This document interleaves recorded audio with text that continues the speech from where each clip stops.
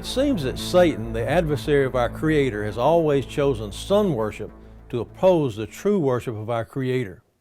And as we will see, 3rd century sun worship played a major role in blending pagan precepts with true Christianity. In the year 218 AD, a man known as Elagabalus became Roman emperor.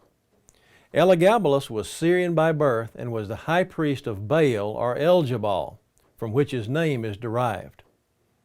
We read all about the worship of Baal throughout the Old Testament. In the book of Judges, we're told that Israel forsook the Lord and served Baal and Ashtaroth. Because of that, we're told that the anger of the Lord was hot against Israel. He delivered them into the hands of the spoilers and sold them into the hands of their enemies. Why? Because they worshiped Baal instead of him. In the book of 1 Kings, we learn of Elijah's confrontation with the priest of Baal. And a careful study of the Old Testament reveals that it was sun worship, the worship of Baal or Baal, that was the primary cause of the downfall of the nation of Israel.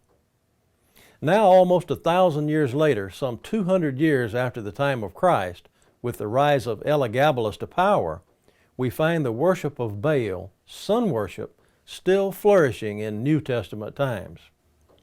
Yes, the Roman Emperor Elagabalus was actually a pagan priest, a priest of Baal. Elijah had confronted and killed the priest of Baal in his day, and now once again in New Testament times, we find a priest of Baal ruling the Roman Empire. Now that's something we don't hear much about. Today, few people realize that the worship of Baal did not end in Old Testament times. Here we see it flourishing in Rome some 200 years after the time of Christ, and aspects of that worship can still be found in the contemporary Christianity of our day. Time is the ally of deceit. Earnestly contending for the faith once delivered to the saints, I'm Richard Reeves with Just the Facts.